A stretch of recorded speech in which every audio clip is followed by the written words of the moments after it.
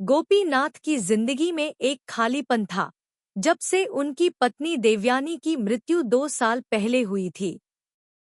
45 साल की उम्र में भी गोपीनाथ में जवानी की गर्मी बाकी थी, लेकिन उनके दिल में एक तन्हाई थी, जो रातों को उन्हें बेचैन करती थी। उनके 2 बच्चे थे, बेटा अविनाश और बेटी दीपा। दीपा की शादी गौतम से हुई थी, जो फौज में काम करता था और जम्मू कश्मीर में तैनात था। दीपा 19 साल की एक खूबसूरत और जवान लड़की थी, जिसकी मुस्कान और सौम्य स्वभाव गोपीनाथ के दिल को छू जाते थे। लेकिन वो हमेशा अपने इस पवित्र रिश्ते को बनाए रखने के लिए सावधान रहते थे और दीपा से दूरी बनाए रखते थे। अविनाश ने अपनी प्रेमिका सोनिया से शादी की थी।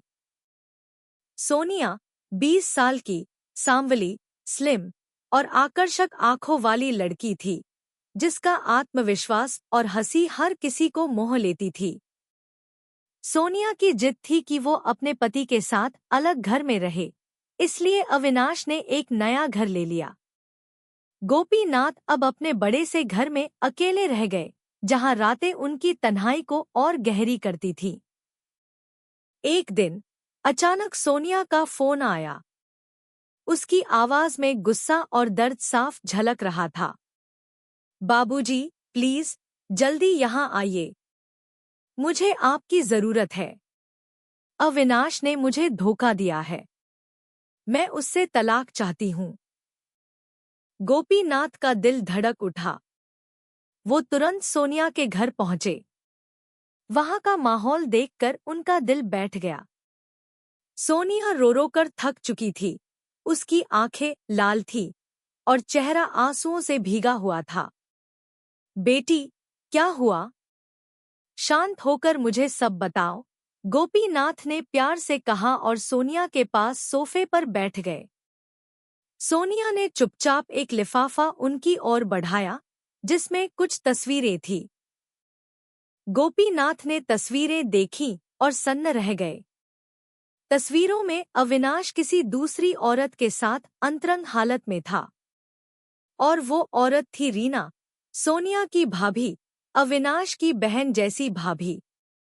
बाबूजी, ये रीना है, मेरी भाभी। आपका बेटा मुझे छोड़कर उसके साथ ये सब कर रहा है। उसे शर्म नहीं आती?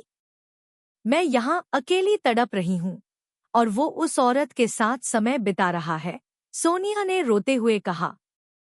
गोपीनाथ का दिल दुख और गुस्से से भर गया, लेकिन उनकी नजरें सोनिया के चेहरे पर टिक गईं।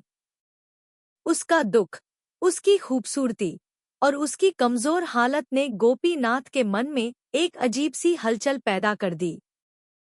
सोनिया का गला नीचा था और उसकी साड़ी का पल्लू हल्का सा सरक गया था, जिससे उसका आकर्षण और बढ़ रहा था। गोपीनाथ को लगा कि सोनिया इस वक्त इतनी कमजोर है कि वो किसी के प्यार और सहारे की तलाश में है। बेटी, घबरा मत, तेरे बाबूजी हैं ना। मैं हर तरह से तेरी मदद करूंगा। तुझे जो चाहिए, पैसा, सहारा, कुछ भी, मैं सब दूंगा। बस इतना ध्यान रखना कि ये बात घर की चारदीवारी से बाहर न जाए, गोपीनाथ ने कहा और सोनिया को अपनी बाहों में भर लिया। सोनिया का गर्म और कोमल स्पर्श उनके सीने से टकराया और उनके मन में एक अजीब सी उत्तेजना जागी। सोनिया भी इतने समय बाद किसी के करीब आने से बेचैन हो उठी। उसने गोपीनाथ की बाहों में सांत्वना पाई और धीरे से उनकी ओर देखा। उसकी आंखों में दुख के साथ साथ एक छुपा हुआ आकर्षण था।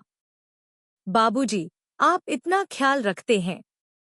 मैं आपकी बात मानूंगी और घर की इज्जत रखूंगी, सोनिया ने धीमी आवाज में कहा और शर्माते हुए गोपीनाथ के गाल पर एक हल्का सा चुंबन दे दिया। गोपीनाथ का दिल तेजी से धड़कने लगा। उन्होंने सोनिया को और करीब खींच लिया और उस पल में दोनों के बीच एक अनकहा रिश्ता बनने लगा। सोनिया ने हल्के से मुस्कुराते हुए कहा, बाबूजी, आपकी बाहों में मुझे सुकून मिलता है।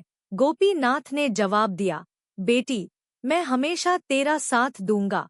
उस रात दोनों ने एक दूसरे को अपने दिल और आत्मा से स्वीकार किया, एक अंतरंग बंधन में बंध गए जो उनकी तन्हाई को भरने वाला था। इसके बाद गोपीनाथ और सोनिया का रिश्ता गहरा होता गया।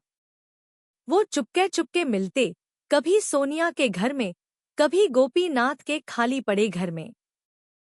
हर मुलाकात में उनकी भावनाएं और गहरी होती। सोनिया को गोपीनाथ की परवाह और प्यार में वो सुकून मिलता जो उसे अविनाश से कभी नहीं मिला। गोपीनाथ को सोनिया की हंसी और उसकी मौजूदगी में एक नई जवानी का एहसास होता। लेकिन सोनिया का मन हमेशा दोराहे पर रहता, उसके पति के प्रति वफादारी और गोपीनाथ के साथ उसका नया रिश्ता। वो जानती थी कि ये समाज की नज़रों में गलत है, लेकिन गोपीनाथ का साथ उसे एक नई जिंदगी दे रहा था। वक्त के साथ गोपीनाथ और सोनिया की मुलाकातें उनकी जिंदगी का हिस्सा बन गईं। हर मुलाकात में वो एक दूसरे के और करीब आते और उनकी भावनाएं और गहरी होतीं। सोनिया को कभी-कभी अपने फैसले पर पछतावा होता, लेकिन गोपीनाथ की बाहों में उसे वो सुकून मिलता जो उसने पहले कभी महसूस नहीं किया था। गोपीनाथ भी सोनिया के साथ बिताए पलों में अपनी तन्हाई को भूल जाते थे। दोनों एक ऐसे रिश्ते में बंध गए थे जो समाज की नज़रों से छुपा था, लेकिन उनके दिलों को जोड़ रहा था।